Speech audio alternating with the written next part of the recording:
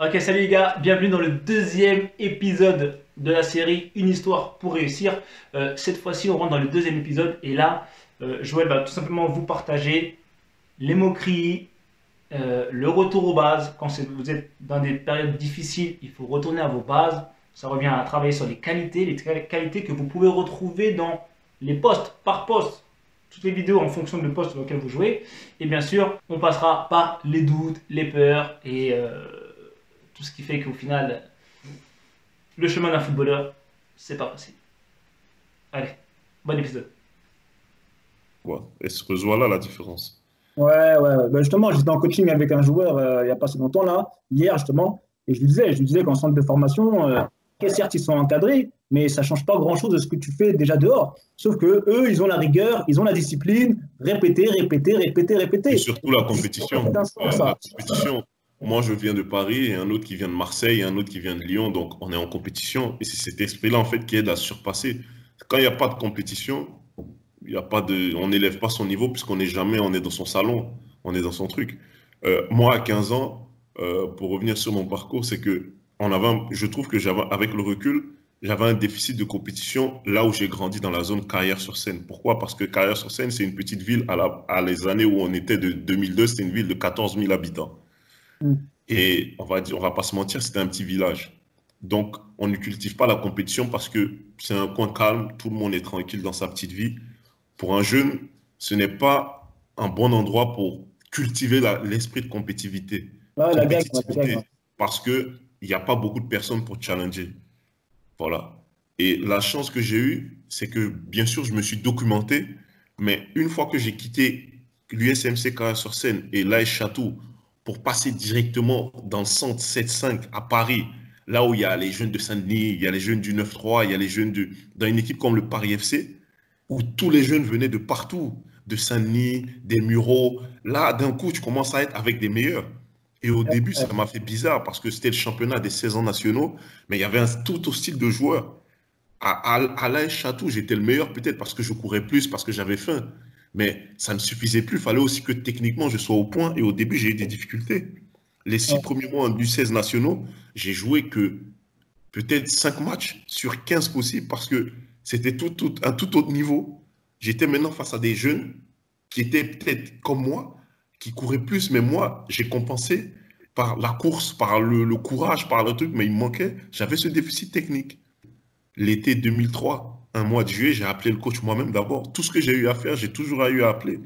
J'ai pris le téléphone, j'ai appelé le coach du Paris FC. Au début, il ne voulait pas me laisser venir parce que il disait que le carrière sur scène, c'est trop loin pour Paris si je vais à l'école et tout, surtout que je venais d'entrer au lycée Jules Verne professionnel. Et je lui ai menti que non, j'habitais dans une autre ville pour pas qu'il refuse de me laisser venir. Ouais, les jeunes, vous entendez ça ou pas? Au bout d'un moment, d'accord, il va y avoir des barrières, on va essayer de vous mettre des barrières. Ce sera à vous, les gars, ce sera à vous de passer derrière, ce sera à vous de passer au-dessus de cette barrière, les gars. Je me souviendrai toujours, j'étais au téléphone avec lui, dans la voiture de mon père, et il me disait, non, tu habites trop loin, c'est trop loin. Je lui disais, écoutez, monsieur, je vais avoir des horaires aménagés à l'école, alors que j'avais aucune horaire aménagée. Je vais tout faire, vous inquiétez pas, je vais venir. Et là, il m'a dit, OK, on va faire une préparation le 10 août, je t'attends que tu viennes. Et j'ai pris mon sac et je suis venu le lendemain et tout. La préparation a commencé. Il faisait très très chaud, c'était sur un synthétique à Marie Sills. Et on a fait le truc et au bout de 2 semaines, il m'a dit qu'il voulait que je signe dans l'équipe et tout. Et ils avaient un stage à Guingamp. On est parti. C'est la première fois que je quittais Carrière-sur-Seine, le village et tout. Et je me retrouvais avec d'autres jeunes comme moi, de même âge, bien sûr, parce que c'était la catégorie U16. On était tous l'année 87. Tu pouvais pas, si tu étais 86 ou 88, tu n'avais pas le droit. Donc on était tous là. Et c'était la première saison du championnat national. Et on est parti en stage de préparation. Et c'était la première fois pour moi. Et là, j'arrivais à Guingamp, un pro professionnel et tout, match amical, entraînement matin, soir, tout. Et là, comme j'ai dit, c'était un autre rythme, mais ça a été dur pour moi au début parce que bah, d'un coup, le niveau, il s'élevait, hein. Tout le monde était bon. À Château, à Carrière, j'étais peut-être le meilleur, mais là, c'était autre chose. Et Ouais. bah, fallait. Et ce qui m'a permis de tenir, c'était ma faim, ma rage. C'était pas ma technique, c'était ma faim, ma rage. C'était à ça qu'on m'identifiait dans l'équipe, le gars qui court tout le temps, qui court plus que tout le monde. Voilà. Et là, vous allez rigoler, j'étais d'abord venu comme milieu droit, pas comme milieu de terrain défensif ou défenseur central. J'étais milieu droit, donc il fallait dribbler, il fallait provoquer. Et Ouais. il m'a pris parce que j'avais montré une rage, une passion, pas parce que j'étais le meilleur techniquement, encore une fois. Et Ouais. après ce stage-là, j'ai signé. Ouais, Et le premier match, c'était contre l'INF Clairefontaine. À l'époque, l'INF Clairefontaine, c'était le summum du summum, des joueurs par où sont passés Ben Arfa, Abou Diaby, Gara Dembélé, ouais, Steven Tico, pour citer les noms les plus connus, quoi. ouais. Et le premier match, on gagne 2-0, mais il m'a pas mis dans le groupe parce que bah, il a pris les meilleurs de la semaine et j'y étais pas, bien sûr. Et j'étais venu regarder le match. Et Clairefontaine, techniquement, bah, c'était la crème de la crème, hein. Ouais. On les a battus 2-0 parce que notre équipe, c'était plus des gars qui venaient de partout. Et il y avait une rage, il y avait une passion, il y avait une entente entre tout le monde et on avait gagné. Et la saison avait commencé comme ça. Et moi, il m'avait mis mon premier match contre le FC Metz, les U16 du FC Metz. Et je m'en souviendrai toujours. Ah, ça allait vite. Ça allait vite. Ça Ouais. allait très, très vite. Et il m'a même pas mis à mon poste, il m'a mis milieu de terrain défensif, en fait. Imaginez. Et ça courait, je courais partout. Je courais partout, donc je courais. Et voilà, quoi. Donc, Et justement, parce que le truc, c'est quoi? C'est que qu'ils savent pas précisément leur poste, tu vois. Ils me disent, je suis milieu relayeur. c'est difficile. À cet âge-là, faut un coach qui le voie, en fait. Faut un coach. Aujourd'hui, j'ai écouté une interview d'Arsène Wenger qui dit que la manière pour laquelle il choisissait les postes, surtout chez les jeunes, c'était en fonction de la personnalité du joueur, en fait. Et non pas parce que le jeune lui disait. Un jeune plus calme, avec lui-même, qui a un bon physique, on va le faire commencer en défense centrale. Un jeune qui est un peu plus excité et qui bouge beaucoup, on va le mettre d'abord en attaque pour voir, après on va le mettre sur le côté. Donc, ces genres de personnes, de coach, choisissaient les joueurs par rapport à leur personnalité. Donc, ce coach-là, Lionel Rouxel, il m'a vu que je me sacrifiais beaucoup, je courais beaucoup. J'avais dit milieu droit, mais il m'a essayé au milieu de terrain et là, j'ai commencé à briller plus. Parce que je courais, je récupérais le ballon, je donnais, et là, j'ai gagné ma place dans l'équipe. Après, j'ai eu un moment compliqué de octobre à février. Il m'a plus fait confiance parce que bien sûr, les autres étaient meilleurs que moi aussi. Tu le vis, comment t'acceptes l'idée de te dire, les mecs sont meilleurs que moi? Est-ce Bah, que ça fait mal. t'as fait une force et tu te dis, bon, bah, je vais me donner 3 fois plus? Ou est-ce que tu vas dire, c'est de la faute du coach, c'est de la faute des joueurs, et là, à ce moment-là, tu commences à abandonner, tu vois? Bah, écoute, d'abord, je venais du 7-8 carrière sur scène, donc petit village. Tu te retrouves avec des mecs de Paris qui ont une mentalité, qui sont un peu plus ouverts. Moi, j'étais un peu plus réservé. J'avais peut-être un ou deux amis avec qui j'étais proche dans le groupe, mais avec les autres, je ne m'entendais pas trop. Donc, je me rébellais beaucoup. J'insultais tout le monde. Souvent, les gars se moquaient de moi parce que techniquement, je n'étais pas le meilleur. Donc, ouais, donc ma seule manière de répondre, c'était en criant, en insultant, en disant je vais me battre avec tout le monde, tu vois. Donc, on s'est ça un peu mis à part, quoi. Parce que bah, à cet âge-là, on est cruel entre nous, hein. Celui qui n'est pas bon techniquement dans une équipe, on se moque de lui, quoi. Donc, je me sentais un peu, bah, ça me blessait, mais bon. Ceux qui veulent déjà percer, tu vois, Ah, bien. ils sont motivés, mais tu as déjà là les 3 quarts de leurs potes qui les chambrent, qui les chambrent. Est-ce que tu as un message à tous ces mecs-là qu'on taille, qu'on insulte, on se moque d'eux, tu vois? Bah, le message que je voudrais dire, il faut pas prendre ça. Il faut, bien sûr, ça fait mal, on est jeune, on n'a pas encore le bagage, le coffre pour résister à ça, mais peu importe comment on se sent mal, des fois, comment on se sent mis à l'écart du groupe parce que les autres rigolent, il faut continuer à avancer. Parce que c'est les choses qui se passent, ça vous rend fort, ça vous rend pas faible. Ça rend fort. Relevez-vous le lendemain, allez répéter vos gammes au terrain, dans votre quartier, là où vous habitez, répétez les gammes. Et croyez-moi, un jour, ça va payer. Ça va payer, c'est ce que je peux dire. C'est de ne pas baisser les bras, c'est tout. C'est le seul conseil que je donnerais face à un truc comme ça, quoi. Bien sûr, parce que moi, il y a une vidéo sur la chaîne qui va sortir, et je le dis, les gens diront toujours des choses, que ce soit en bien ou en mal, dans tous les cas, il ne faut pas les absorber. Il faut pouvoir les écouter, retenir ce qui est bon à prendre, et même quand c'est mal, eh ben ok, c'est pas grave, c'est mal pour lui, c'est bien pour lui, mais ça ne doit pas vous atteindre. Parce qu'à partir du moment où vous laissez les choses vous atteindre, c'est là où en fait ben, vous vous recroquevillez sur vous-même et puis vous commencez à abandonner. Exactement, exactement. Tout petit à petit, on commence à avaler, c'est comme une boule. Et c'est aussi la confiance. Le football, si on n'est pas en confiance, on ne peut pas jouer. Donc, quand on a tout le monde qui rigole autour, bien, tu sais que tu joues avec des coéquipiers qui pensent que tu n'es pas bon. Dès que tu vas recevoir le ballon, tes pieds vont trembler, tu vas faire une mauvaise passe, tu vas faire un mauvais choix et tu es obsédé par ce qui se passe. Et le plus dur, c'est d'être capable de faire le vide dans sa tête et se dire, OK, je suis limité, OK, mais comment est-ce que je vais m'améliorer?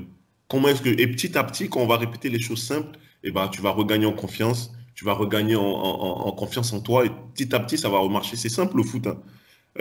Franchement, le foot est quelque chose de très simple. Quand ça ne va pas, le conseil que je donnerais, c'est de retourner aux bases.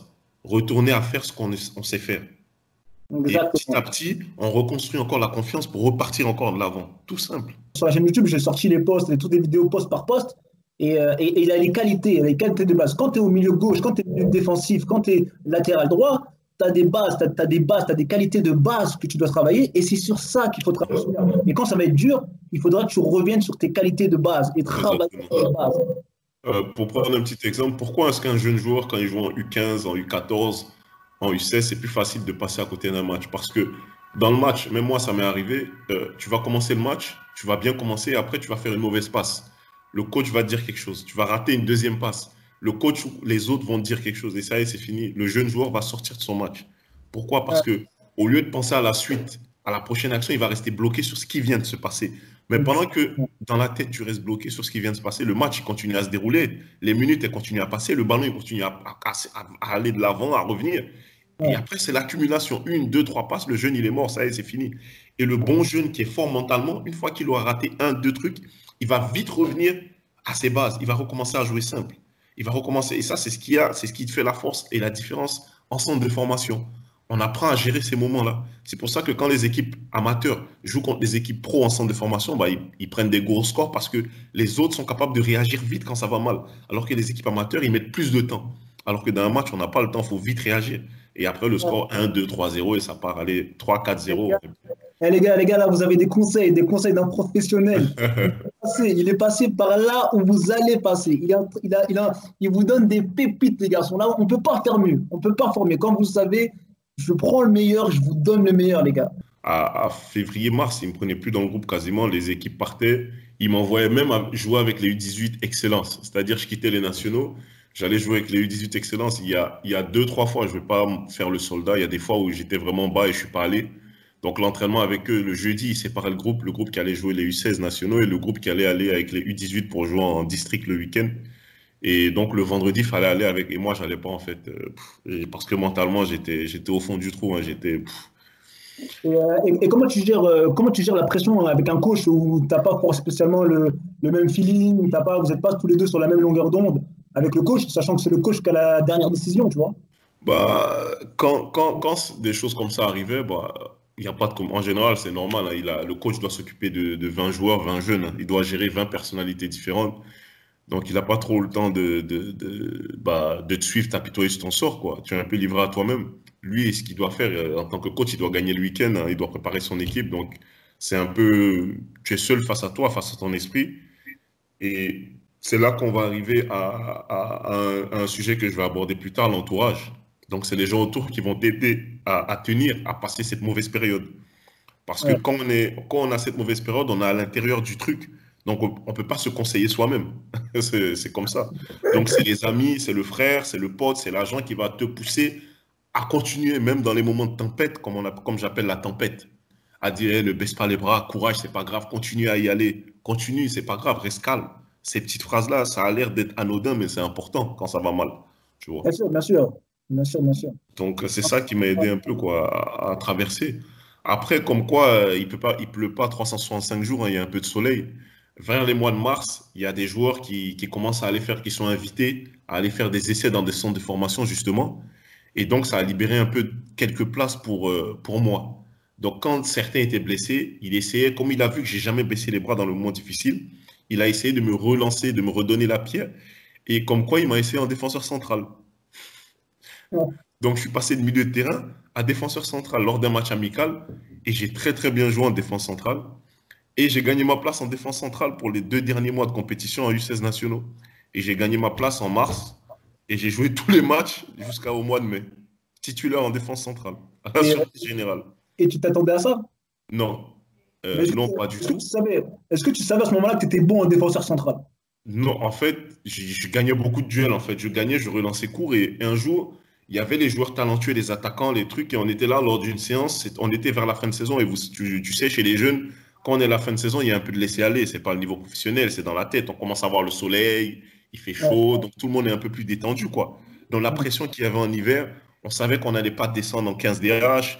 On était juste au milieu de tableau. Donc il n'y avait plus de pression. Donc il y en avait un peu qui commençaient à penser à qu'est-ce qu'ils vont faire l'année prochaine, où je vais aller. Et l'objectif qu'on a au Paris FC, c'est de signer dans un centre de formation. On a 16 ans. Et si on ne signe pas dans un centre de formation, on a l'impression que c'est une fin de carrière, alors que non, il y a encore beaucoup de temps. Mais bon, à cette période-là, c'était ça qu'il y avait dans la tête. Tout le monde était obsédé par où je vais signer. Oh là là là, il vous balance du lot, les gars. Il vous donne le meilleur. Je vous donne le meilleur. Je prends le meilleur, je vous donne le meilleur, les gars. Après, c'est à vous. Bref. À la semaine prochaine. Et un jour, il y a un truc qui m'avait marqué, c'est que on était vers la fin du championnat, il y en avait qui venaient plus et ils sont tous revenus d'un coup. C'était les mecs de Saint-Denis, ils sont tous revenus et le coach Lionel Roxel m'a pris en exemple pour parler des autres. Il s'était fâché en fait contre un de nos joueurs qui était très talentueux, c'était notre meilleur attaquant, tu vois. Ouais. Et il venait plus trop aux entraînements parce qu'il était tellement concentré sur où il va signer l'année prochaine, dans quel centre, qu'il venait plus trop. Et ce jour-là, il était venu parce qu'on devait jouer l'INF Clairefontaine au dernier match de championnat. Il a